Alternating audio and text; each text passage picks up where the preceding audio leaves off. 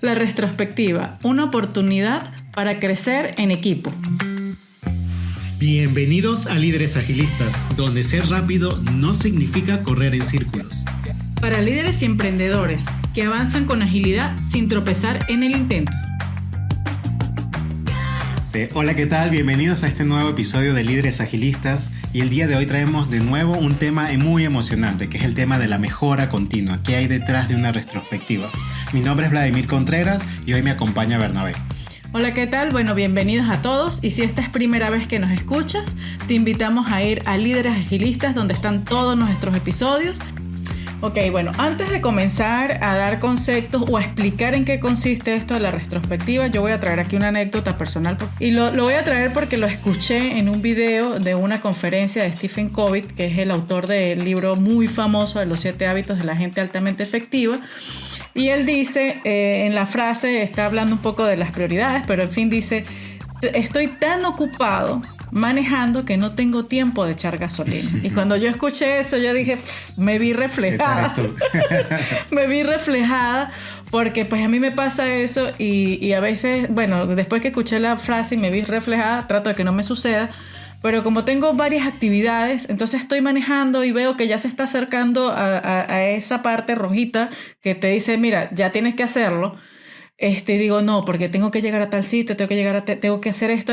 Y digo, uy, no, mejor no me detengo porque son minutos que tengo que aquí gasolina y tardo, sigo, ¿no? Entonces ya me ha pasado, y tengo que confesarlo, que se me ha prendido el bombillo rojo, pero es ya cuando tú dices, wow, se te prende el bombillo rojo para que te detengas, ¿no? En vez de hacerlo con antelación. Y estoy segura que si lo hago en el momento adecuado, el tiempo me va a rendir hasta mejor, ¿no? Porque tú dices, bueno, ponle, no me ha pasado, me quedo sin gasolina, va a ser peor, o el vehículo se empieza a deteriorar porque ya dañando el carro, voy exacto. dañando el carro porque ya me dijeron, mira, no puedes hacer eso, se daña la bomba.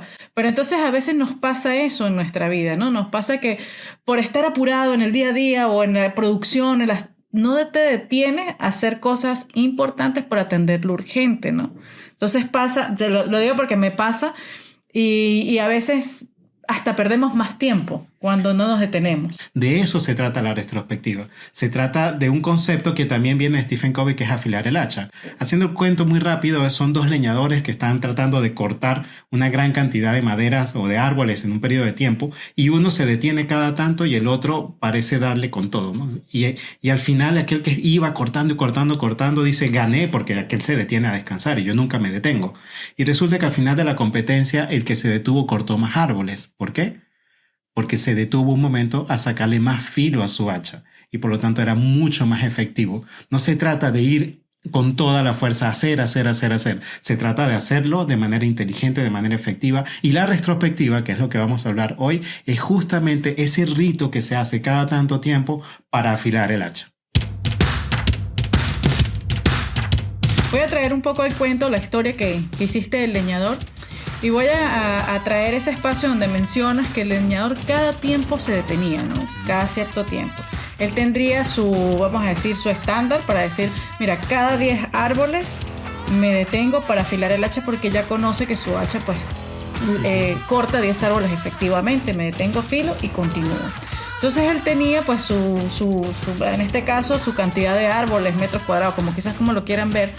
Y eso lo tenemos que llevar o tenerlo muy en cuenta cuando nosotros pues empezamos a hacer estos ritos, y por eso se llaman ritos, porque los haces con cierta frecuencia. Es como tener hábitos, pero de equipo. Exacto, entonces tú dices, los hago cada cierto tiempo. En cada caso es diferente, porque de repente tú los haces o sería bueno hacerlos para ti cuando cierras proyecto, o lo haces de repente cada 15 días, o lo haces semanal, o lo haces una vez al mes. Hay gente que y no solamente en nuestra empresa, ¿no? Sino lo haces también en tu vida privada. Hay gente que el día de su cumpleaños lo toma para reflexionar, para decir, bueno, ¿cómo me fue este año? Porque ya cumplo años. ¿Cómo empiezo este nuevo año? ¿No? Exacto, viendo es un cambio de ciclo. Un cambio de ciclo. Entonces es muy importante de que estas retrospectivas, de que estos rituales, y que como lo decimos rituales, no importa en el ámbito que estés, porque son en diferentes ámbitos que lo puedes aplicar, sea de una manera sistemática. O sea, tú dices, bueno, cada 15 días me reúno y cada 15 días hago mi introspección, miro hacia atrás porque es el momento de mirar un poco hacia atrás como lo hacía el leñador. Decía, ya llevo 10 árboles o ya llevo esta cantidad de kilómetros, no sé, o metros talados, me detengo a afilar mi hacha para tener efectividad en el futuro. Hacia adelante. Entonces tú estás viendo hacia adelante. Tienes esos dos espacios, tienes tu tiempo, cada cierto tiempo lo realizas, miras hacia atrás para reflexionar cómo vas a avanzar de una manera más efectiva. Entonces es muy importante que lo hagamos de esa manera y no lo hagamos cuando ocurre un problema. Cuando el leñador se dio cuenta que ya lanzaba un hachazo y no llegaba a la profundidad que necesitaba y ya, no sé, tenía un montón de tiempo haciéndolo de esa manera. Entonces no debe ser espontáneo, sino que solamente salga, ay, nos pasó algo, vamos a sentarnos a ver qué pasó, ¿no? Tienes que sistematizarlo. Entonces tienes que tener una constancia. Yo creo que son esas 3 cosas importantes: tiempo, sistematizado, mirar hacia atrás para poder ser efectivo para mirar hacia adelante. Y otra cosa que, escuchándote, es el tema de qué es afilar el hacha. ¿Cómo mapeamos eso a nuestra vida profesional, a nuestra vida personal? Porque esto se aplica en todos los ámbitos. Y quiero aclarar que afilar el hacha no significa descansar, porque mucha gente confunde el hecho, no, estoy muy cansado, hoy tuve mucho trabajo, me voy a ver Netflix, exacto, o voy a, no sé, hacer alguna actividad recreativa. Ojo, las actividades recreativas son muy importantes y son parte del proceso, pero no es afilar el hacha. O irnos con los amigos, cerramos proyecto, vámonos a comer un pastel, ¿no? Y todo lo demás. Ojo, esas actividades son importantes, son valiosas, son un team building, todas esas cosas son muy importantes, pero no es afilar el hacha. Solo que esa actividad o esa acción de afilar el hacha tenga efecto directo sobre tu capacidad productiva futura. Eso es afilar el hacha. Por ejemplo, en el caso del leñador era evidentemente afilar el instrumento que estaba utilizando, pero muy bien pudiese ser meter sus brazos en agua fría o cualquier otra actividad que abonara en su capacidad productiva futura. Eso es afilar el hacha. Y por eso también es interesante que mencionas mirar hacia atrás. Yo creo que esta es la parte del proceso donde realmente nos tenemos la apertura de mirar hacia atrás para poder mejorar nuestro futuro. Porque en la mayoría del resto de los ritos se tratan de hacia adelante. Y este es el único espacio que hay para mirar hacia atrás. Y hicimos un episodio, que fue el episodio número 30, de cómo aprender de nuestras experiencias, donde hablábamos qué motivó la situación, qué consecuencias tuvo esa situación o qué significado tuvo esa situación para mí como persona o para nosotros como equipo. Recomiendo muchísimo ese episodio porque nos enseña un poco qué significa eso de mirar hacia atrás y cómo ser más efectivos en ese sentido. Sí, ahí es muy importante que ese mirar hacia atrás no es mirar a los demás, es una autoobservación del equipo completo o tú como persona, una autoobservación para ir hacia adelante. Y por eso, bueno, lo del episodio es muy bueno porque es muy fácil buscar un culpable o buscar culpables, a decir, es que este hizo eso. Entonces, no es una manera de hacer una reflexión de una manera productiva, sino ver realmente qué sucedió y buscar, pues, acciones para ir hacia adelante. Bien, hasta ahora hemos hablado un poco sobre la mejora continua, que es afilar el hacha, que hay que hacerlo de manera sistematizada, que hay que mirar hacia atrás para mejorar la capacidad productiva hacia adelante. Pero el tema de la mejora continua no es solamente un rito, no es una reunión, es un estilo de vida, es parte de la cultura organizacional. Porque el tema de mejorar y mejorar es algo que todos sabemos que es útil y que es muy necesario, pero mejorar por mejorar tampoco tiene sentido. Mejorar tiene que tener una dirección clara, porque si no comienzo a mejorar en cosas que no abonan ni en la felicidad de la familia o en la capacidad productiva del equipo o lo que sea que estés necesitando estratégicamente en este momento. Y esa cultura está alrededor de una palabra japonesa que me gusta mucho, que es el Kaizen. Y el Kaizen está conformado por 4 símbolos. Los primeros 2 símbolos representan el yo, a la persona, y un látigo. Y eso representa la mejora. Ojo, no es se autolatiguen, ¿no? No es la persona con el látigo autolatigándose allí, ¿no? A mí me gusta verlo, yo desconozco nada de la etimología japonesa, pero me gusta verlo como que la persona está haciendo el esfuerzo, el sacrificio de mejorarse a sí misma. Porque ir al gimnasio pues, tiene sus riesgos y igual en todo, pues mejorar. Entonces el primer símbolo consiste en mejorar. Los segundos 2 símbolos es un altar con una oveja. Y por ahí todos van a decir, uy, no, pero a esta gente, ¿qué le pasa? Los sacrificios y la cosa. Pero bueno, a mí me gusta verlo como el hecho de que tienes un acto que a lo mejor, como no sé, yo desconozco de etimología, pero me gusta verlo como que ese sacrificio va a generar algo mejor, ¿no? Como se hacía antiguamente. Yo sacrifico algo para los antiguos dioses, espíritus, lo que sea, para poder tener una mejora en la tribu. Entonces estos dos conceptos de el cambio hacia lo bueno, que son estos 4 símbolos que conforman el Kaizen, es lo que conlleva a un crecimiento en la felicidad de la familia, un crecimiento en la capacidad productiva del equipo y todo lo demás, pero es cultural. No es un rito, es algo que se vive día a día. Y voy a leer el concepto del Kaizen porque me parece muy interesante y dice es la mejora continua disciplinada. Como muy bien lo mencionaste, tienes que tenerlo sistematizado. Cada ciclo deberías tomarte el tiempo para mejorar. Y luego, con compromiso de todas las personas, todos tenemos que estar comprometidos en esta vivencia de la mejora en todo momento y en todas las formas posibles. Es decir, todos damos todo por el todo para mejorar en la capacidad productiva, en la felicidad de la familia, en la integración del equipo, no sé, en aquello que mejore en la capacidad productiva de aquello que estás llevando adelante. Es muy interesante el concepto que estás planteando, aparte que no solamente como empresa, ¿no? No solamente como empresa ver esa mejora continua y estar como cambiando porque tenemos que cambiar, y eso lo del cambio me resuena mucho porque también lo traemos mucho, nosotros traemos mucho estos temas también a la parte familiar. Porque la familia también es un equipo. La familia también... El principal equipo. Exacto. Entonces, cuando tú vas, nosotros, bueno, tenemos en este momento diferentes edades de hijos acá. Entonces tú dices, wow, cada edad, un reto que tienes y es cambio continuo. Entonces tú dices, bueno, si yo como padre no cambio ciertas cosas y no estoy mirando atrás y también estoy mirando adelante, si no te tomas ese tiempo, cuando ya tenga 17, 18, 20, vas a decir, wow. Ya no hay chance, ¿no? Entonces... Aparte que cada etapa de la vida del niño es distinto a medida que va cambiando su edad. Y así pasa también con las empresas, porque las empresas cuando tú estás emprendiendo, tienes unos desafíos diferentes, tienes, no sé, unos retos muy distintos, que la idea no funciona, que sí funciona. Ya cuando empieza esa empresa bueno, y aparte que tienes que pasar como ciertas etapas, es igual que los hijos. Pues yo digo que las empresas son como hijos, no tienes que madurar, pero si no te detienes a ver hacia dónde apuntas, porque tienes que tener estrategias porque es un mundo cambiante. Entonces, si solamente cuando algo ocurre es cuando te detienes a ver qué pasa, no vas a poder tener esa mejora continua de crecimiento, pues como dices tú, y aparte de una mejora continua intencional que te lleve a alcanzar lo que tú estás planteando, siempre apuntando a que esas cosas que estás viendo abonen a eso que quieres conseguir.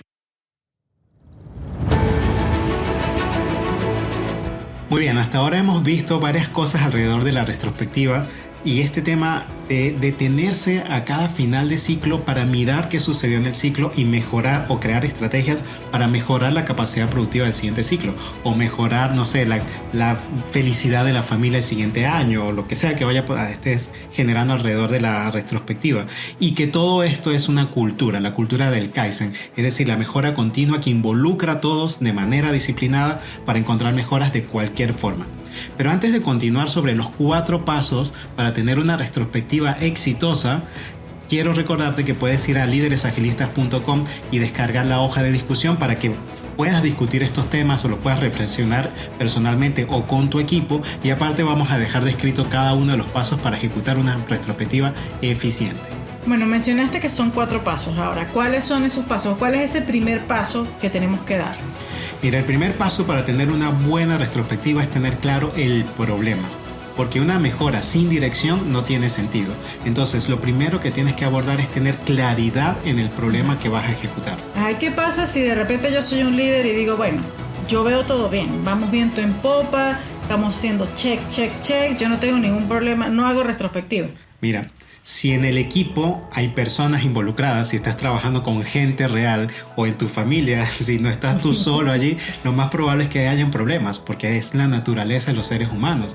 Cambiamos, las cosas suceden, comienzan a generarse roces, porque todos tenemos una perspectiva distinta del mundo. Entonces los problemas son parte de la realidad del liderazgo. Bueno, eso ayer escuché algo muy interesante, porque estaban hablando del amor y la amistad, donde hablan dice, bueno, uno de los mitos es que las parejas puede ser, no, es que nosotros no tenemos problemas, que nos amamos tanto que no tenemos problemas, ¿no? Una pareja que no tiene problemas está en graves problemas, porque significa que las personas no se están involucrando lo suficiente como para encontrar puntos de mejora. Y eso pasa a veces en la familia cuando tú dices, a veces uno de los padres dice, no, es que mis hijos son maravillosos a uno, súper bien portados, ¿no? Uh-huh. Pero es porque hay una lejanía y no estás viendo, bueno, que todos los niños por medio de toda su vida van a enfrentar un montón de problemas. Exactamente. Debes como líder siempre estar atento a esa sense and response, de estar cerca del equipo y saber dónde están. Y otro elemento clave alrededor de la selección del problema es, si el problema se repite ciclo tras ciclo, el problema nunca cambia, nunca evoluciona, significa que no estás haciendo buenas retrospectivas. Y por eso se ve la retrospectiva como que cada una tiene que ser distinta, porque cada vez o cada ciclo deberías como equipo maduro atacar problemas distintos. Y esto se confundió en que la de retrospectiva distinta es cada vez una dinámica distinta. Entonces uso las 5 estrellas acá, las 3 cerditos allá, la de Harry Potter por allá, y no se trata de la dinámica, se trata del problema. Cada fin de ciclo debería estar abordando un problema distinto. Bueno, y tenemos nuestro segundo paso. Ya el primer paso, dijimos, es tener muy claro el problema que vas a atacar. Ahora nuestro segundo paso es prepararnos, porque como dicen por allí, el que no se prepara... repara. Clave, ¿no? Un buen líder prepara y no repara. Una buena preparación previene una mala ejecución. Así es. Entonces, bueno, tenemos que prepararnos.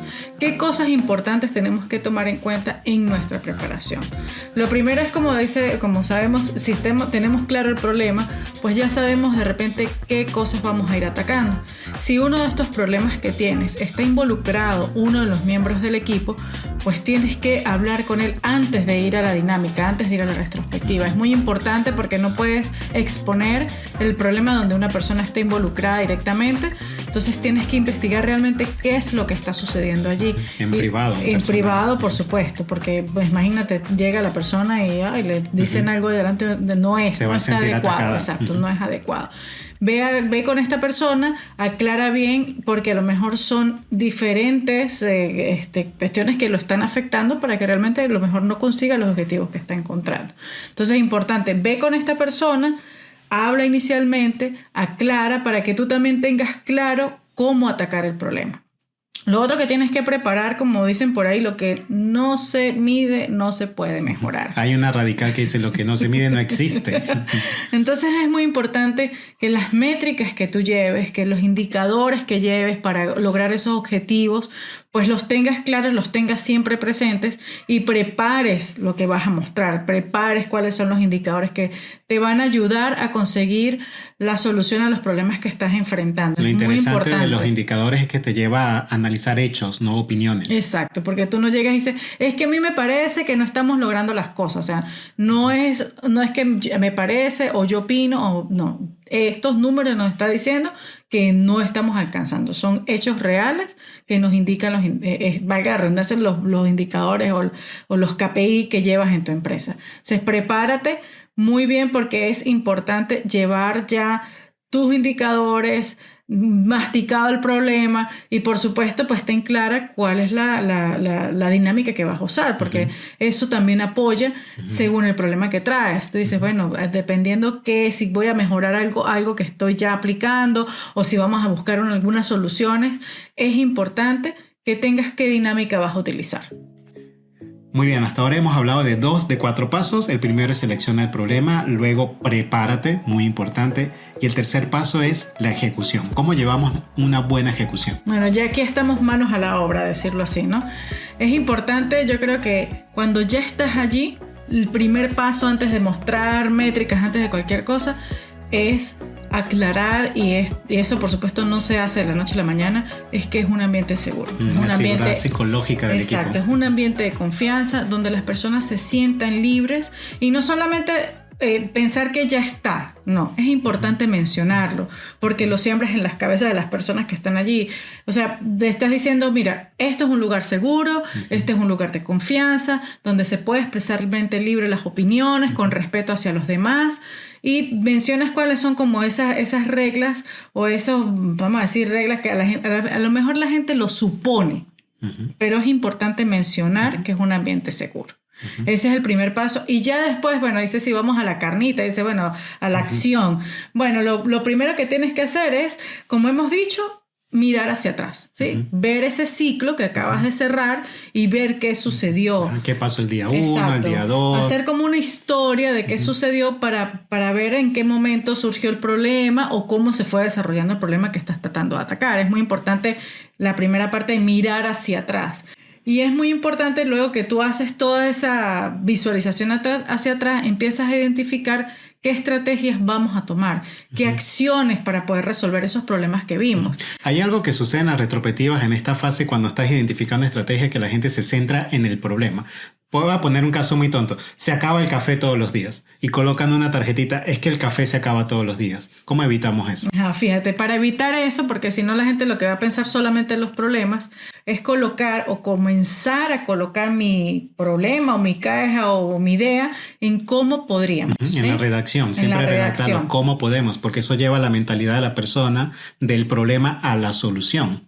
Claro, porque ya no dirías no hay café o se acaba el café, sino cómo podríamos evitar que el café se acabe. Cuando respondes eso, tú dirías, bueno, pues avisar o tener 4 paquetes de café. Lo que he visto es que si tenemos un excelente ambiente para esto, el muro se llena con miles y miles de estrategias, ¿no? Y el siguiente paso para seguir es... Importantísimo, no puedes atacarlo todo. No puedes. No.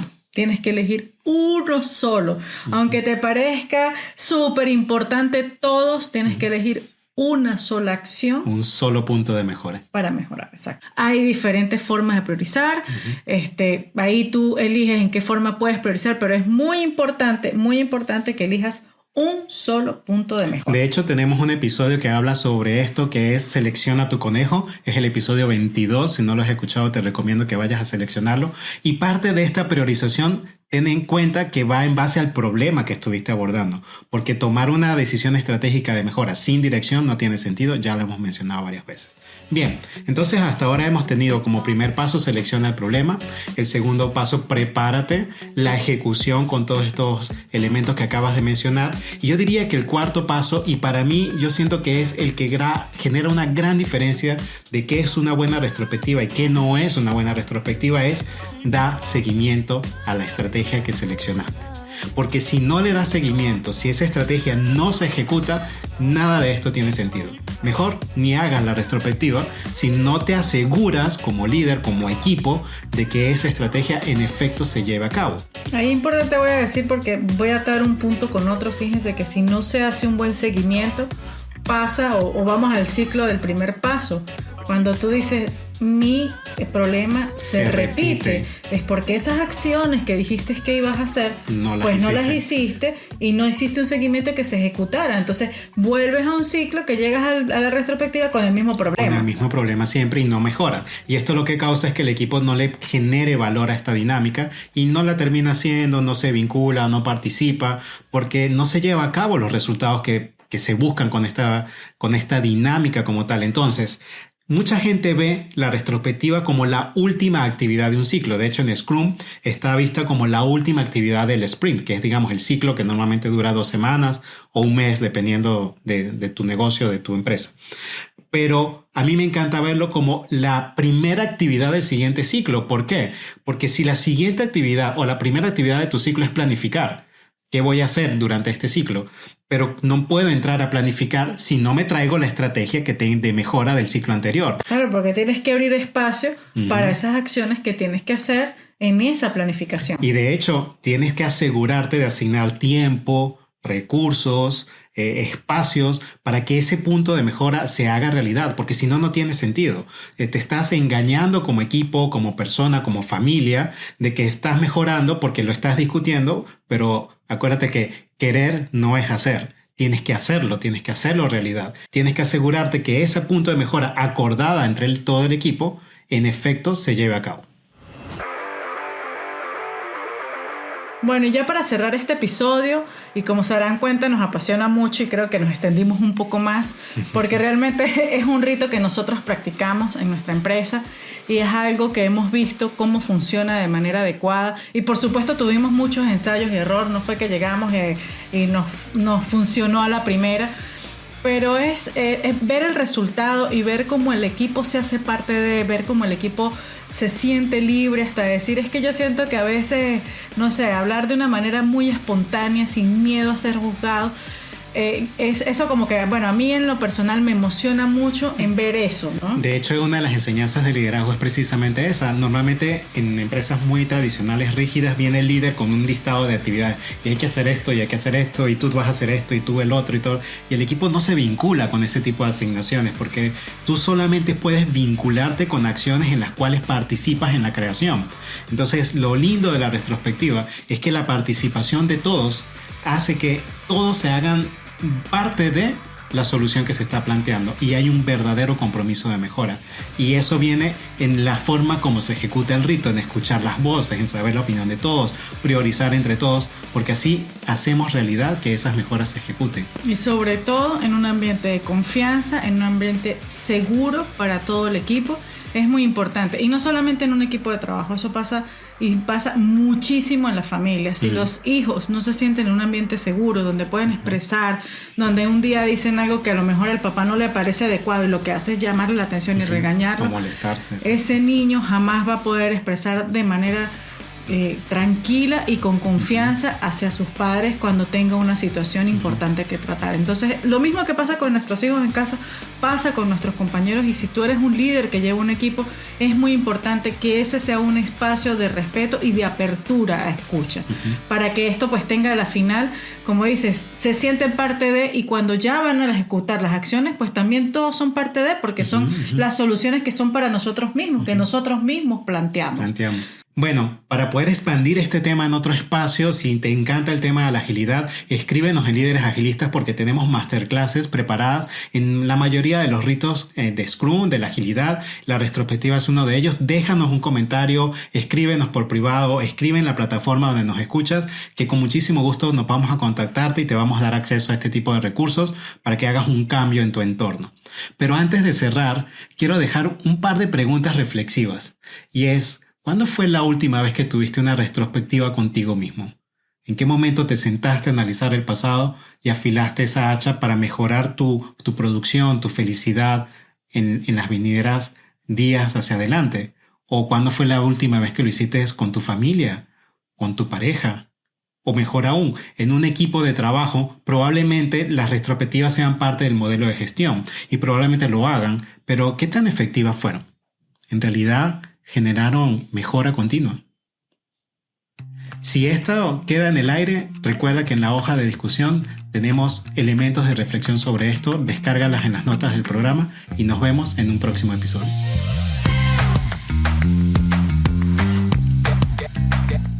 Gracias por estar con nosotros en Líderes Agilistas. Ha sido genial compartir este momento contigo.